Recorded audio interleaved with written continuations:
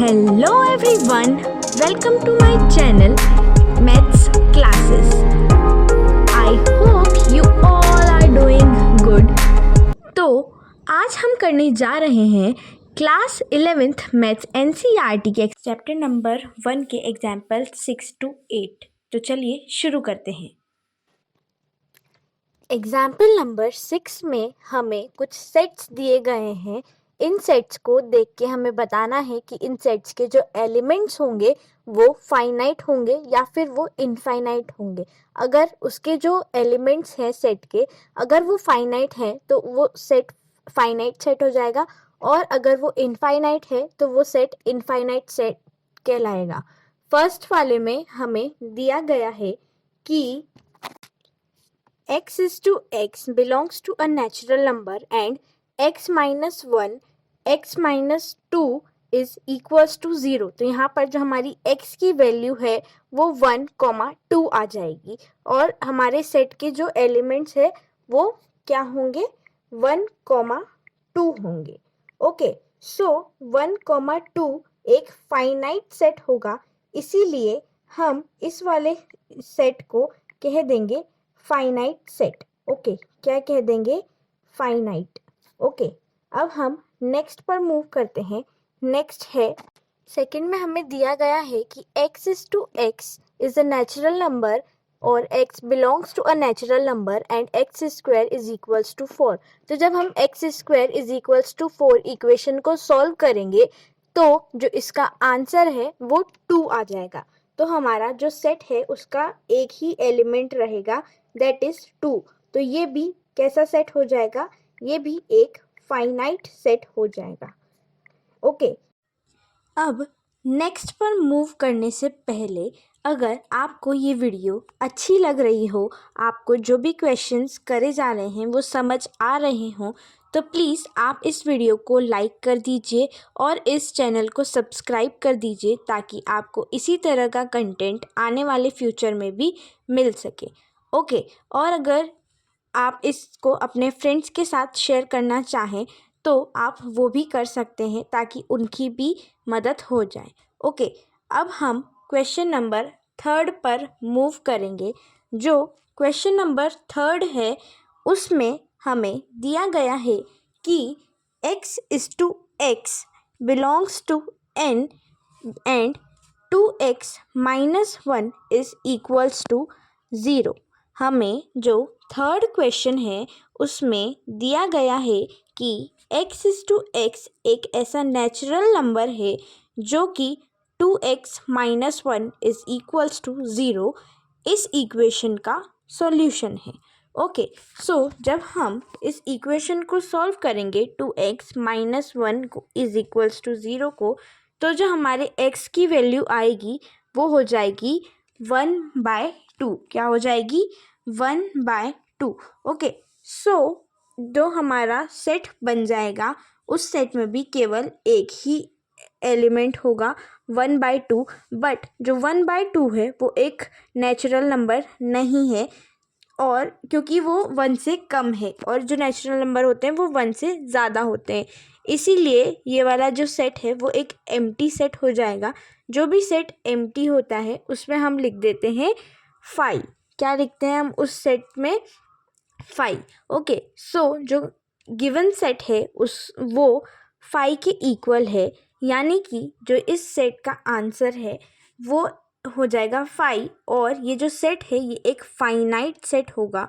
Okay, अब हम next पर मूव करेंगे। एग्जाम्पल 7 में हमें कुछ सेट्स दिए गए हैं जिनमें से हमें देखना है कि इनमें से कौन से ऐसे सेट्स है जो कि एक दूसरे के इक्वल है। ओके, सो जो हमारा ए सेट है वो 0 है। अब अगर हम देखें कि ए सेट किसके इक्वल है, तो अगर हम बी देखें तो जो बी है उसमें ऐसा एलिमेंट आना चाहिए जो कि 15 से छोटा है और 5 से भी छोटा है, लेकिन ऐसा तो कोई भी एलिमेंट नहीं होता है जो कि 15 और 5 से छोटा हो, ऐसा कोई भी नंबर नहीं है, यानी कि जो बी सेट है वो एक एम्प्टी सेट हो जाएगा, यानी कि बी इज़ इक्वल्स टू 5। ए तो 0 है और बी 5 है, तो ए और बी एक दूसरे के इक्वल नहीं हो सकते हैं। अगर हम सी देखें तो C axis to x -5 is equals to 0 दे रखा है। यहाँ पर x की वैल्यू +5 आएगी। a और c इक्वल नहीं हो सकते क्योंकि a 0 है और c 5 है। अगर हम d पर मूव करें तो जो d वाला है उसमें हमें दे रखा है कि x² इज इक्वल्स टू 25।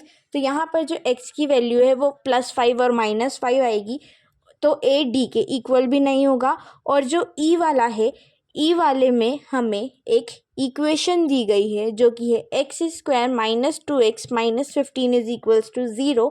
तो ये वाली जो इक्वेशन है, ये भी, इसका जो सॉल्यूशन है वो 5 है। तो जो हमारा ई सेट है वो भी ए के इक्वल नहीं होगा, यानी कि ए किसी के भी इक्वल नहीं है। बी पर मूव करते हैं। बी तो हमारा 5 सेट है और बी के अलावा ऐसा कोई सा भी सेट नहीं है जो कि एम्प्टी सेट हो, इसीलिए बी भी किसी के भी इक्वल नहीं है। ओके, फिर हम सी पर मूव करते हैं। जो सी सेट है उसमें हमें दिया गया है कि x - 5 इज इक्वल्स टू 0। यहाँ पर x की वैल्यू 5 है और a जो सेट है वो c के इक्वल नहीं हो सकता, b और c भी इक्वल नहीं हो सकते।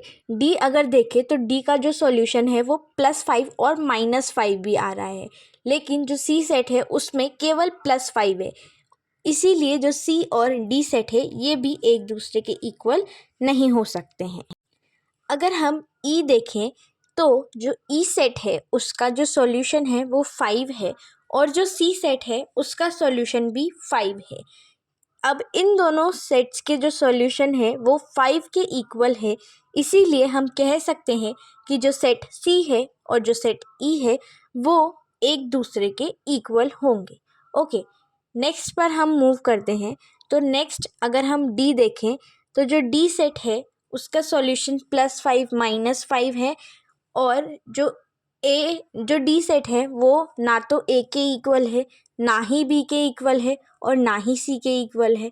तो जो d सेट है वो अगर e के इक्वल अगर हम देखें तो वो e के इक्वल भी नहीं हो सकता, क्योंकि जो d सेट है उसमें +5 और -5 है और जो e सेट है उसमें केवल 5 है, इसीलिए ये दोनों भी एक दूसरे के इक्वल नहीं हो सकते और हम कह सकते हैं कि जो d है वो भी a, b, c और e में से किसी के भी इक्वल नहीं है। अब हम e सेट पर मूव करते हैं। जो e सेट है उसमें हम देख सकते हैं कि x/x हमें एक इक्वेशन दी गई है, x² - 2x - 15 is equals to 0। इसका जो सॉल्यूशन है वो 5 है और जो c सेट है उसका सॉल्यूशन भी 5 है, तो c और e इक्वल सेट्स हो जाएंगे। ओके, अब हमने इस क्वेश्चन में ये देख लिया है कि इक्वल सेट्स कौन कौन से हैं। इस क्वेश्चन में कोई भी इक्वल सेट नहीं है c और e के अलावा।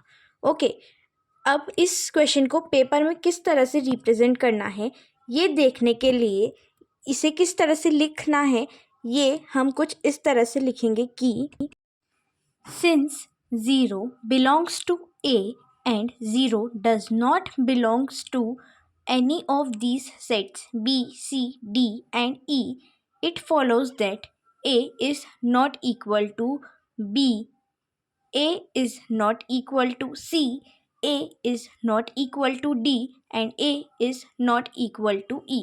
सबसे पहले फर्स्ट पैराग्राफ में हमने a के बारे में लिख लिया। हमने ये लिखा कि 0 के कौन कौन से एलिमेंट्स हैं। 0 में केवल एक ही एलिमेंट, सॉरी a में केवल एक ही एलिमेंट है जो कि है 0। फिर जो 0 है वो ना ही b सेट में आता है, ना ही c में आता है, ना ही d और ना ही e में आता है। हमने इसी को अच्छे से रिप्रेजेंट करके लिख लिया है। ओके, नेक्स्ट है बी सेट के बारे में हम जब लिखेंगे, हमने सबसे पहले लिखा कि since b is equals to 5 but none of the other sets are empty therefore b is not equal to c, b is not equal to d and b is not equal to e also। Okay, तो b set 5 है तो हमने लिख दिया कि b set में 5 आ रहा है। उसके बाद जो b है ना ही वो c के इक्वल है, ना ही वो d के इक्वल है और ना ही वो e के इक्वल है। हम c के बारे में बात करें तो जो c सेट है उसमें 5 आ रहे हैं और डी सेट में -5 आ रहा है। ठीक है, सो जो सी और डी है वो भी एक दूसरे के इक्वल नहीं हो सकते। फिर हम ये देख रहे हैं कि जो ई सेट है उसमें भी 5 है और जो सी सेट है उसमें भी 5 है, तो जो सी सेट और ई सेट है वो एक दूसरे के इक्वल हो जाएंगे। तो हमने इसको कैसे लिख दिया कि सिंस ये लास्ट का पैराग्राफ हमने लिख दिया। अब हम 8th एग्जाम्पल पे मूव करते हैं। 8th एग्जाम्पल में हमें 2 पार्ट है 8th एग्जाम्पल के, जिसमें से हमें हर पार्ट में कुछ 2 सेट्स दे रखे हैं और वो देखना है कि क्या वो दोनों इक्वल है या नहीं है। सबसे पहले हमें एक एक्स सेट दे रखा है जिसके सेट में ALLOY है और बी सेट दे रखा है जिसमें है LOYAL। ओके, अगर हम इन दोनों सेट्स को देखें तो जो इनके अगर हम सेट देखें तो इसका बन जाएगा ALOY। ओके, सो जो ये ALOY है ये दोनों में कॉमन है, यानी कि जो X सेट है वो Y सेट के इक्वल आ जाएगा। अब हम सेकंड वाले पर मूव करते हैं। सेकंड वाले में भी हमें 2 सेट्स दिए गए हैं A और B। जो A सेट है उसमें हमें n/n belongs to an integer and n² is less than equal to 4 and तो जो यानी कि जो A सेट है उसके जो एलिमेंट्स है वो एलिमेंट्स होंगे जिनका जो स्क्वायर है वो 4 के इक्वल है या 4 से कम है। तो A सेट के जो एलिमेंट्स हैं वो हो जाएंगे -2, -1, 0, 1 एंड 2। ओके, और जो हमारा B सेट है उसमें हमें दे रखा है कि x/x एक रियल नंबर होगा जो कि सॉल्यूशन होगा x² - 3x + 2 = 0 इस इक्वेशन का। ओके, सो इस इक्वेशन का जो सॉल्यूशन है वो 1, 2 हो जाएगा, यानी कि A सेट के एलिमेंट्स हो जाएंगे -2, -1, 0, 1 एंड 2 और जो B सेट है उसके एलिमेंट्स हो जाएंगे 1, 2। तो अगर हम इन दोनों सेट्स को देखें तो इनमें से अगर हम 0 को देखें तो A सेट में 0 आता है बट B सेट में 0 नहीं आता, यानी कि इन दोनों के एलिमेंट्स इक्वल नहीं है, यानी कि A सेट और B सेट एक दूसरे के इक्वल नहीं होंगे। ओके, सो हमारा 8th एग्जाम्पल भी कंप्लीट हो चुका है। अगर आपको ये वीडियो अच्छी लगी हो तो please like this video, subscribe to my channel and get notified and share with all your friends. Thanks for watching.